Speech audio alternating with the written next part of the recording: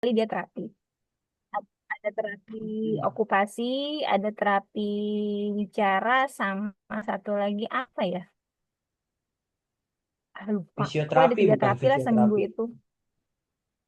Eh iya, apa bukan apa? Yang SI, sensori integrasi. Oh, sensori integrasi ya. Berarti terapi okupasi, sensori integrasi, sama terapi wicara ya. Iya, TW, sama TW. Oh, oke oke oke. Kalau anaknya sendiri sekarang harusnya kan sekarang SMP ya, tapi masih di SD. Tapi itu nggak apa-apa Iya, banget. Untuk di SD-nya di SD mana ya Ibu? Kalau boleh tahu. Dia tuh SD-nya itu termasuk kategorinya itu apa sih? SD karakter gitu.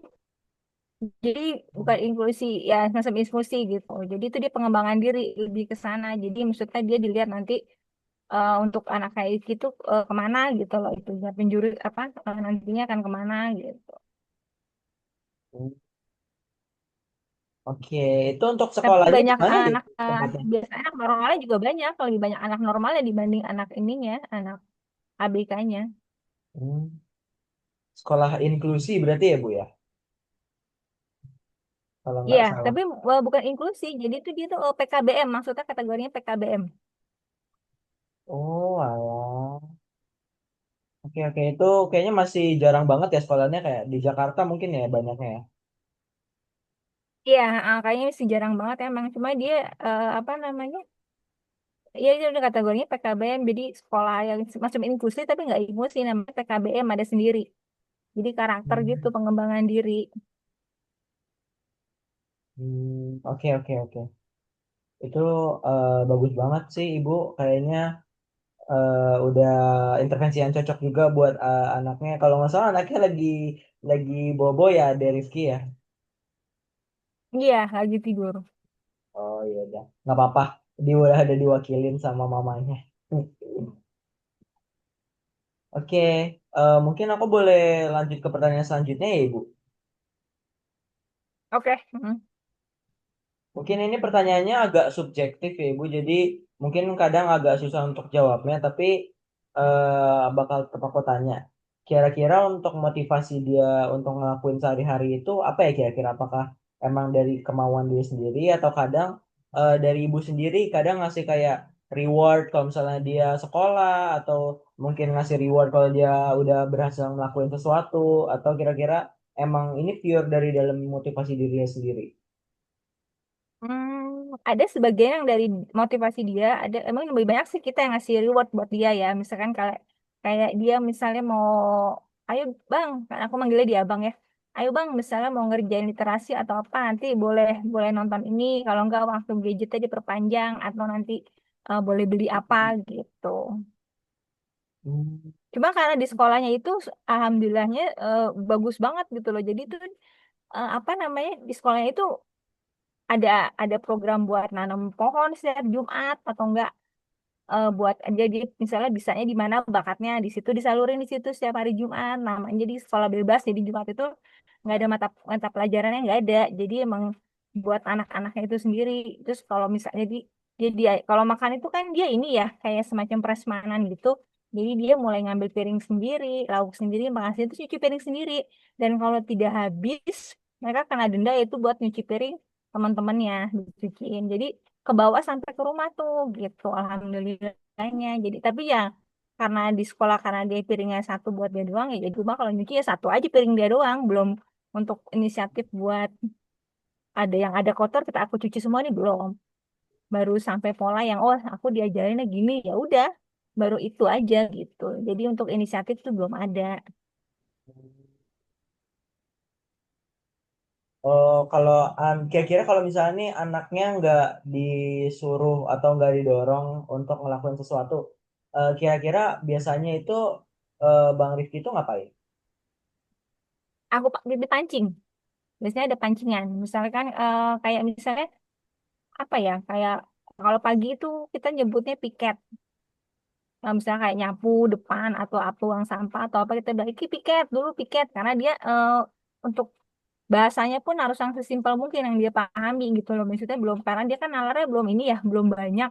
komunikasinya juga belum yang pure nyambung gitu, masih ngebeo kadang-kadang.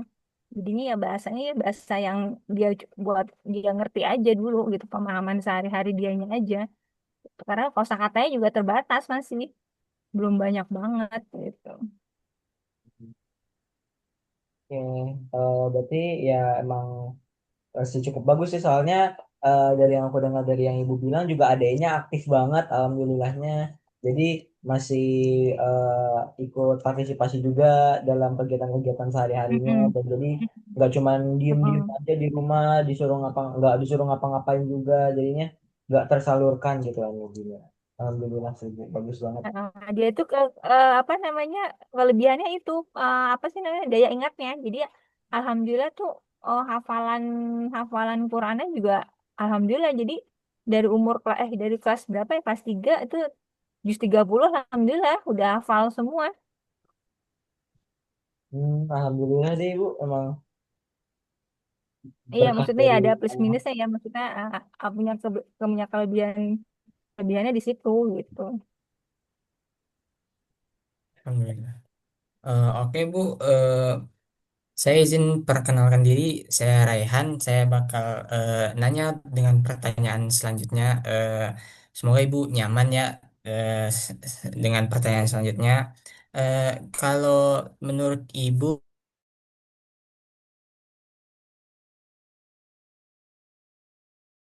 mana berjalan lancar atau malah masih ada yang terhambat nih Bu?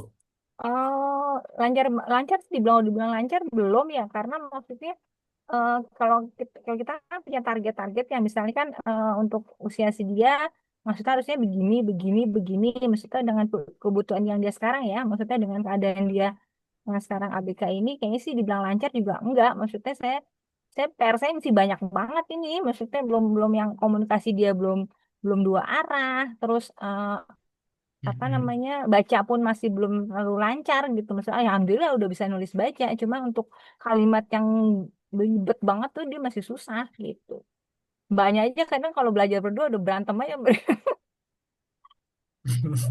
Udah nggak, udah kalau udah bilang sama Sindela udah ntar jangan ujung Buna, udah kayak gitu, udah stop stop stop, udah stop dah, pada perang dunia kedua.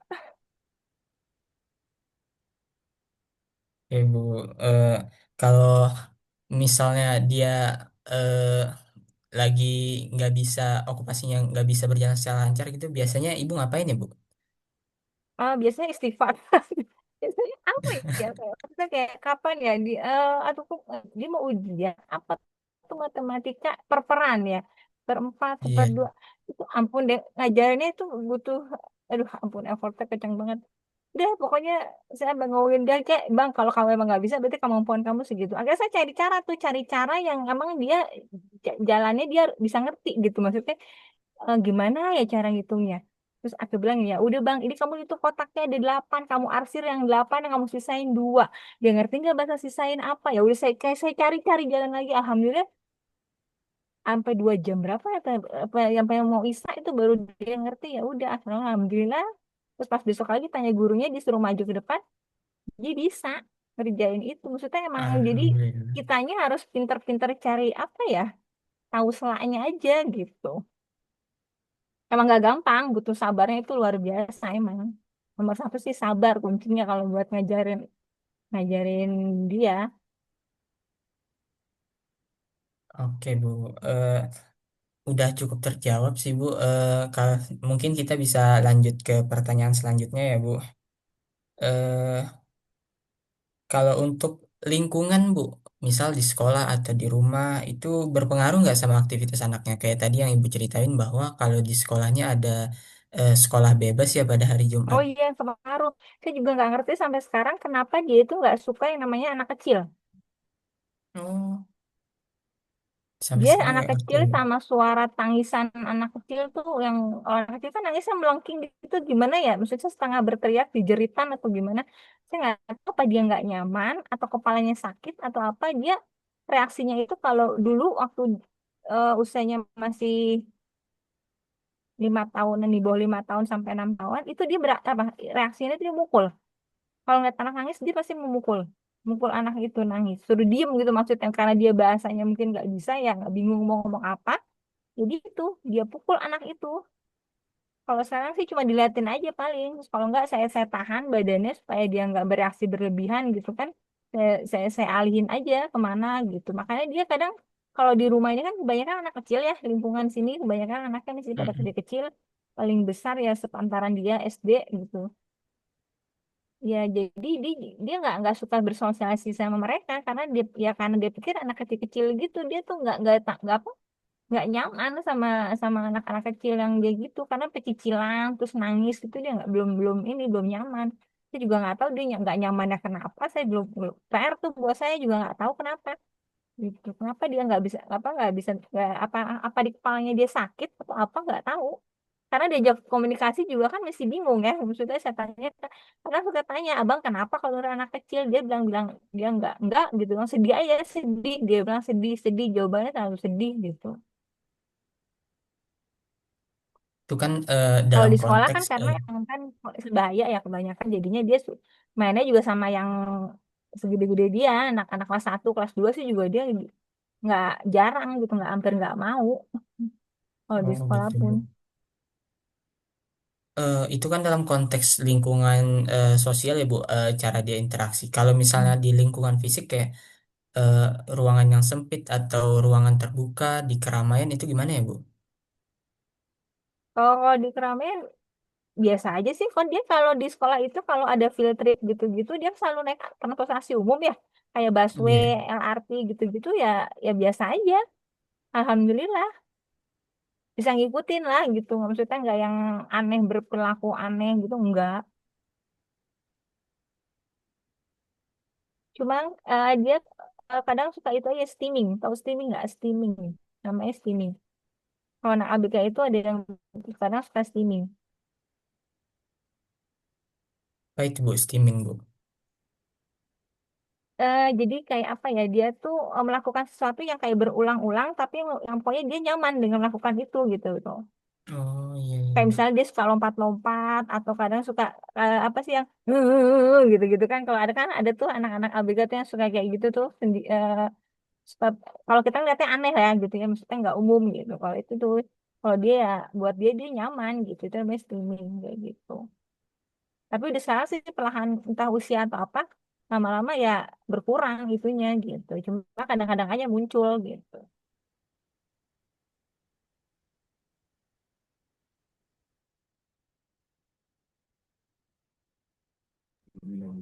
Oke, jadi gitu ya kurang lebih ya, Bu. Maaf ya sebelumnya agak canggung sedikit, cuma that's okay. Berarti bisa dilanjut ke pertanyaan berikutnya ya. Jadi untuk pertanyaan berikutnya itu kayak bagaimana sih untuk aktivitas ataupun okupasi si anak tersebut itu berdampak gitu loh dalam kehidupannya si anak. Dapat ngerti nggak bahasanya? Kayak how to apa kegiatan anak itu tuh bisa berdampak di kehidupan si anak. Kegiatan sehari-harinya. Iya, kurang lebih gitu.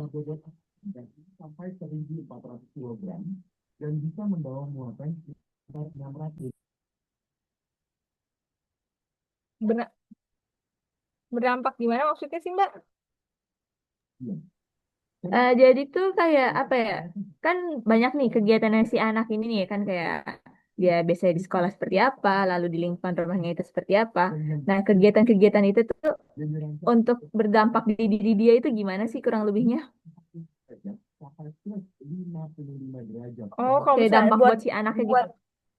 Oh, buat si anak sih kayak itu aja ya, karena kan maksudnya gini, karena dia kan mundur ya fasenya, harusnya misalnya dia udah SMP jadi SD, ya gitu aja, maksudnya jadi keterlambatan aja, keterlambatan secara lingkungan, secara buat dia diri sendiri, gitu aja, maksudnya berdampak buat dianya gitu. Cuma maksudnya kalau berdampak ke si anaknya juga mungkin kalau kalau Bunda pikir mah ini ya, maksudnya itu tergantung kondisi si anak. Kalau kayak si Iki ya dampaknya gitu aja paling secara tumbuh kembangnya aja gitu, yang harusnya dia sudah SMP jadi masih tetap SD. Terus kalau misalnya harusnya nalar dia 2 sampai di M dia masih di di di mana ya? Ya pokoknya gitu bisa jadi serba serba terlambat gitu.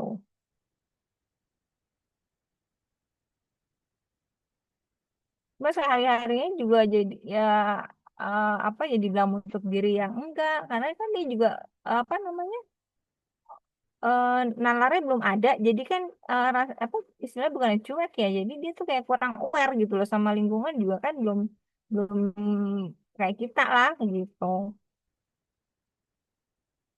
masih yang dia sibuk dengan dunianya dia aja sendiri gitu jadi dampaknya ya nggak terlalu besar buat dia.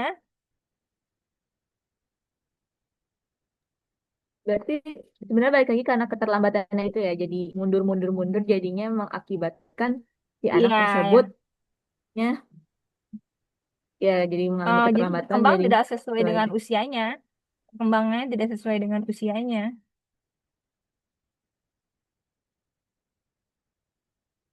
Cuma kalau misalnya secara fisik ya ya sesuai. Cuma maksudnya secara apa ya pola pikir, secara mental ya nggak sesuai dengan usianya. Cuma kalau mungkin secara fisik ya ya normal sama seperti usia-usia dia sekarang gitu.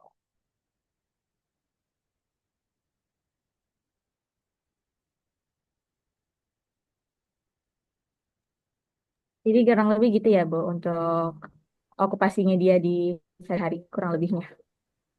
Ya. Oke Bu, Ada lagi? mungkin pertanyaannya segitu aja.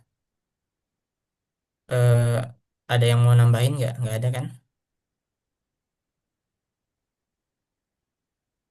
Mungkin kita mau nge-screenshot dulu Bu buat dokumentasi boleh ya Bu? Saya ambil ya Bu. Satu, dua,